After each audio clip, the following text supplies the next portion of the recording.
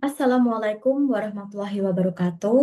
Halo semuanya, perkenalkan saya Aisyah Salsabila dari kelas HES 2A dengan NIM 242111024. Di sini saya akan membagikan materi ya terkait perkembangan ekonomi dan konsep ekonomi digital. Yang pertama itu ada apa itu sistem ekonomi kapitalis. Jadi, sistem ekonomi kapitalis itu pertama kali diperkenalkan oleh Adam Smith dalam bukunya The Wealth of Nation pada abad ke-18. Jadi dia itu percaya bahwa setiap orang itu bebas berusaha dan bersaing, maka ekonomi akan berkembang dengan sendirinya. Nah, kapitalisme memberikan kebebasan besar kepada pelaku ekonomi dan memandang bahwa manusia memiliki hak mutlak atas harta yang diusahakannya. Jadi, setiap orang itu bebas memiliki dan mengelola usaha sendiri, lalu menentukan harga barang yang dijual, kemudian bersaing untuk mendapatkan pelanggan. Tapi karena persaingan yang tinggi, suatu bisnis itu harus berinovasi ya, agar tetap bertahan.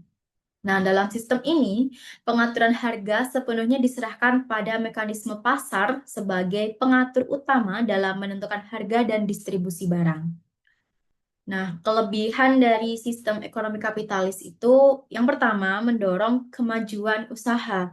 Itu kayak kan banyak bisnis yang bersaing untuk menarik pelanggan kan pastinya. Jadi agar bisa unggul itu mereka harus terus berinovasi, meningkatkan kualitas produk atau memberikan layanan yang terbaik. Yang kedua, pendapatan lebih maksimal. Karena tidak ada batasan dari pemerintah, jadi individu bisa bekerja lebih keras atau bisa berinvestasi atau membuka usaha sendiri untuk mendapatkan penghasilan yang lebih banyak gitu. Misalnya seseorang itu memiliki keterampilan dan ide bisnis yang bagus, ya mereka bisa saja meraih kesuksesan finansial gitu. Yang ketiga ada efisiensi dalam memanfaatkan sumber daya serta distribusi barang. Jadi suatu perusahaan itu pasti selalu mencari cara untuk bekerja lebih efisien dan mengurangi biaya dan serta meningkatkan keuntungan. Selanjutnya ada kelemahan. Yang pertama, mengutamakan kepentingan pribadi. Kan setiap orang itu bebas mencari keuntungan sebesar-besarnya. Nah, akibatnya ada kemungkinan bahwa pengusaha itu hanya fokus pada keuntungan pribadi tanpa memikirkan dampaknya bagi masyarakat. Seperti nanti tuh jadinya ada ketimpangan ekonomi atau eksploitasi pekerja. Yang kedua, mengabaikan nilai-nilai moral karena kan tujuannya mencari keuntungan ya. Perusahaan tuh bisa saja memproduksi barang yang laku di pasaran tuh tanpa mempertimbangkan dampaknya. Misal, industri yang merusak lingkungan atau bisnis yang mengeksploitasi buruh dengan gaji rendah. Yang ketiga, memunculkan paham materialisme. Di kapitalisme ini seringkali mendorong pola pikir bahwa kesuksesan hanya diukur dari kekayaan dan kepemilikan materi. Nah, dari hal itu membuat masyarakat jadi lebih fokus pada uang dan barang daripada nilai sosial, kebersamaan, atau kepedulian terhadap sesama. Selanjutnya, nah ciri dari ekonomi kapitalis yang pertama, kebebasan hak perorangan yang mutlak. Itu artinya setiap individu atau perusahaan tuh boleh memiliki tanah, pabrik, bisnis, atau aset lainnya tanpa campur tangan pemerintah. Mereka bebas menggunakan atau menjualnya sesuai keinginan mereka. Yang kedua ada persaingan bebas dalam semua bidang usaha. Jadi setiap orang atau perusahaan bebas membuka bisnis apapun tanpa batasan yang ketat dari pemerintah. Jadi ya siapapun boleh bersaing dengan menawarkan produk atau memberikan layanan yang lebih baik untuk menarik pelanggan. Yang ketiga adalah kebebasan penuh atau liberalisme laissez-faire. Di sini pemerintah tidak banyak mengatur ekonomi, jadi individu bebas mengambil keputusan ekonomi sendiri, seperti menetapkan harga dan memproduksi barang. Itu hak sepenuhnya individu. Kemudian yang keempat ada harga sebagai penentu keseimbangan pasar. Nah, harga barang dan jasa itu ditentukan oleh permintaan dan penawaran di pasar. Misalnya, banyak orang yang ingin membeli suatu barang dengan permintaan yang tinggi, maka harganya juga naik. Tapi kalau barang tersebut berlimpah, penawarannya yang tinggi, nah harganya itu pasti akan turun. Jadi mekanisme yang seperti ini tuh eh, akan menciptakan keseimbangan dalam pasar. Terus yang terakhir yaitu ada campur tangan pemerintah yang minimal. Pemerintah itu tidak menjalankan bisnis, tetapi hanya membuat aturan dasar seperti ya memungut pajak. Nah, perannya pemerintah di sini tuh lebih ke menjaga keadilan atau melindungi hak-hak konsumen dan pekerja. Materi selanjutnya yaitu ada apa itu sistem ekonomi sosialis. Berdasarkan pandangan Karl Marx, ekonomi harus dikelola oleh negara agar semua orang mendapatkan kesejahteraan yang adil, bukan hanya segelintir orang kaya. Jadi, maksudnya itu pemerintah atau negara itu memiliki kendali penuh atas perekonomian dalam ekonomi sosialis ini. Artinya hampir semua bisnis, pabrik, dan sumber daya ekonomi itu dimiliki dan diatur oleh negara. Nah, dalam sistem ini pemerintah bertugas menentukan barang dan jasa yang harus diproduksi. Yang kedua, mengatur bagaimana barang tersebut diproduksi, serta menentukan siapa yang akan menerima barang dan jasa tersebut. Tujuan utamanya untuk mengurangi kesenjangan ekonomi dan memastikan bahwa semua orang mendapatkan kebutuhan dasar. Kebutuhan dasar di sini itu seperti pendidikan, kesehatan, dan pekerjaan. Selanjutnya adalah kelebihan. Nah, kelebihan dari sistem ekonomi sosialis yang pertama ada pemerintah lebih mudah mengendalikan inflasi, pengangguran, dan masalah ekonomi lainnya. Pemerintah itu mengatur perekonomian, bisa langsung mengambil tindakan untuk mengatasi masalah inflasi, pengangguran, atau ya ekonomi lainnya. Misalnya tuh banyak orang yang menganggur. Jadi pemerintah bisa membuka lapangan kerja di sektor yang mereka kendalikan, entah di bidang apapun itu. Yang kedua, pasar barang dalam negeri berjalan lancar. Di sini pemerintah memastikan ketersediaan barang dan jasa yang dibutuhkan masyarakat, sehingga tidak ada kelangkaan atau penimbunan barang oleh pihak-pihak tertentu. Distribusi barang itu lebih merata dan stabil. Yang ketiga, pemerintah dapat turut campur dalam pembentukan harga. Harga barang dan jasa di sini tuh ditentukan oleh mekanisme pasar bebas, tetapi diatur oleh pemerintah agar harganya tuh tetap terjangkau bagi masyarakat. Selanjutnya adalah kelemahan. Yang pertama, melemahkan inisiatif dan kreativitas individu. Ekonomi sosialis itu diatur sepenuhnya oleh pemerintah. Jadi individu itu tidak memiliki kebebasan untuk berinisiatif lah ya atau berinovasi. Banyak orang hanya bekerja sesuai perintah tanpa dorongan untuk berkembang atau menciptakan hal baru. Yang kedua, berpotensi menjadi praktik monopoli. Pemerintah mengendalikan semua sektor ekonomi. Karena nggak ada persaingan, bisa saja layanan atau produk yang diberikan tuh jadi kurang berkualitas atau malah lebih mahal. Karena masyarakat tidak punya pilihan selain menerima apa yang disediakan oleh negara. Yang ketiga, tidak ada kebebasan masyarakat dalam memiliki sumber daya alam yang ada.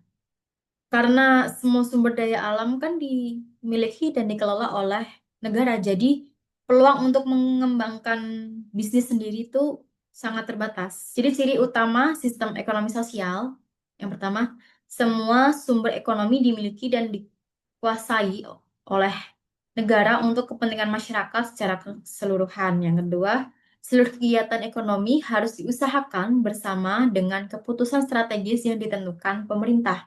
Yang ketiga, hak milik perorangan tidak diakui untuk menghindari akumulasi kekayaan dan menciptakan kesetaraan.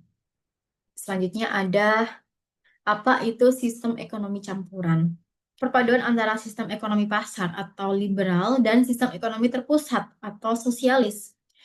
Nah, dalam sistem ini, pemerintah dan sektor swasta bekerja sama dalam mengatur dan memecahkan berbagai masalah ekonomi.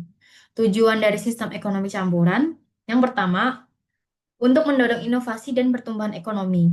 Jadi, sistem ini tuh memberikan kebebasan kepada swasta untuk berinovasi, sementara pemerintah itu menciptakan lingkungan yang kondusif melalui kebijakan seperti insentif pajak atau dukungan riset.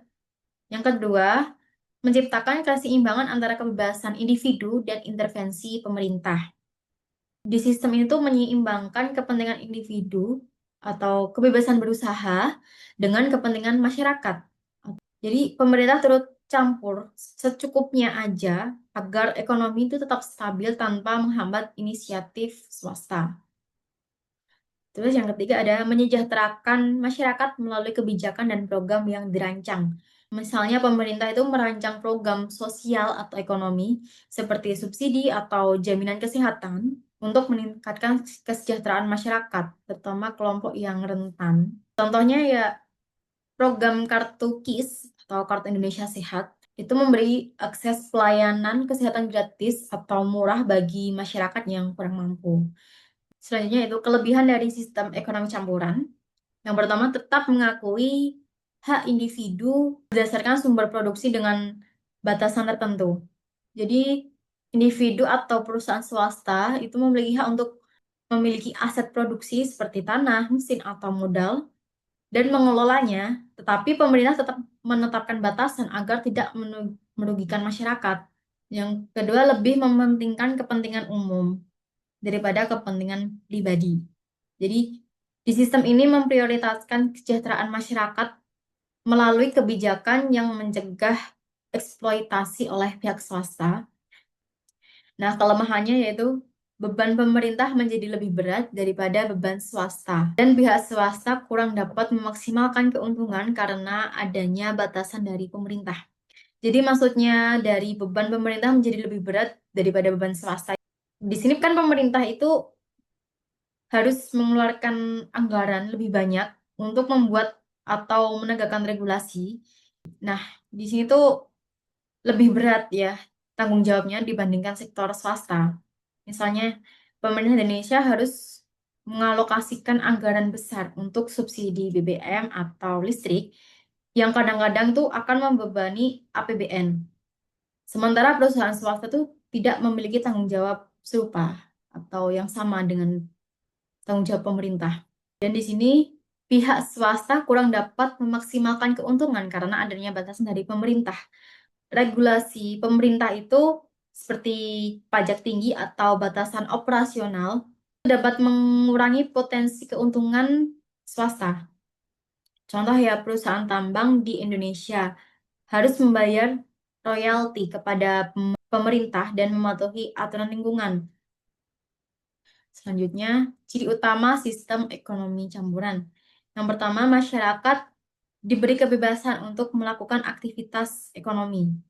Individu atau swasta itu memiliki kebebasan untuk berproduksi, berinvestasi, dan berinovasi, tetapi kebebasan ini tetap diatur oleh pemerintah untuk memastikan hal-hal itu tuh nggak merugikan masyarakat.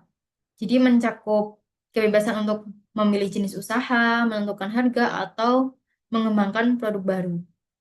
Yang kedua ada pemerintah berperan sebagai pemangku kebijakan.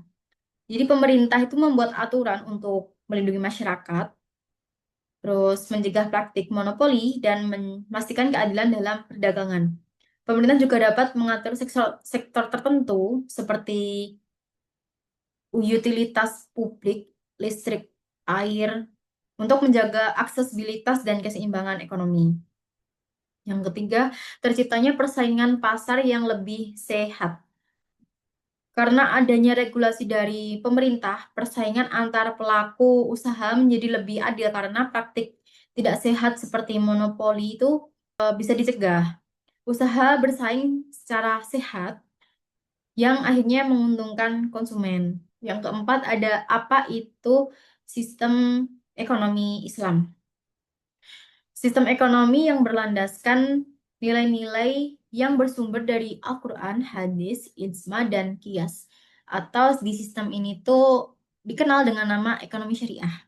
Tujuannya dari sistem ini tuh menciptakan kesejahteraan ekonomi dalam kerangka norma moral Islam.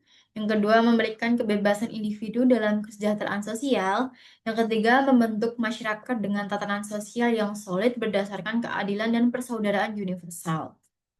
Misalnya, nah di sistem ekonomi Islam itu ada prinsip, ada dua prinsip. Yang pertama, nilai-nilai universal dan derivatif atau ciri-ciri. Di nilai-nilai universal tuh ada tauhid atau keesaan. Di sini tuh Allah adalah pemilik alam semesta dan semua sumber daya. Segala aktivitas ekonomi diminggai dalam kerangka hubungan dengan Allah dan akan dipertanggungjawabkan. Yang kedua, adil atau keadilan.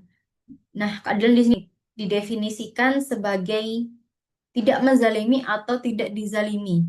Ekonomi itu dilarang mengejar keuntungan pribadi jika merugikan orang lain atau merusak alam. Yang kedua ada ciri-ciri dari sistem ekonomi Islam. Yang pertama ada multiple ownership. Jadi Allah itu udah tentu menjadi pemilik primer alam semesta, sedangkan manusia itu menjadi pemilik sekunder yang diberi amanah untuk mengelola. Yang kedua ada freedom to act. Kebebasan yang berusaha menciptakan mekanisme pasar sehat tanpa distorsi atau proses penzaliman. Negara berperan sebagai wasit yang mengawasi interaksi pelaku ekonomi. Oke, yang kelima ada pertumbuhan ekonomi Indonesia. Indonesia telah menunjukkan ketahanan yang mengesankan dalam pemulihan pasca pandemi COVID-19 setelah mengalami resesi dengan pertumbuhan PDB atau produk domestik bruto negatif sebesar negatif 2,07% pada tahun 2020. Ekonomi Indonesia mulai pulih dengan pertumbuhan 3,69% pada tahun 2021 dan meningkat menjadi sekitar 5,31% pada tahun 2002.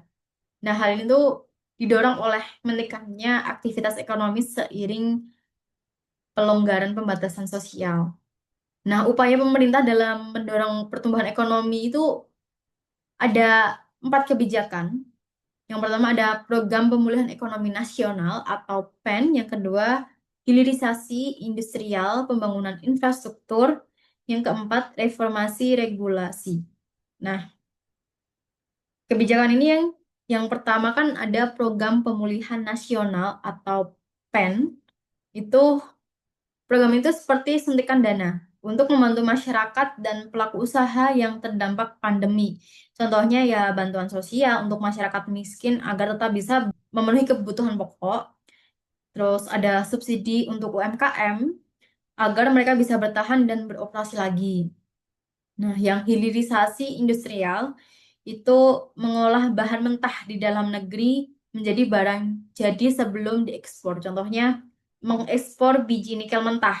Nah, di Indonesia tuh mengolahnya menjadi baterai atau stainless steel. Nah, ini tuh meningkatkan nilai jual produk ya, lapangan kerja dan menambah pendapatan negara. Nah, tujuannya itu agar ekonomi lebih kuat karena tidak hanya bergantung pada ekspor bahan mentah saja.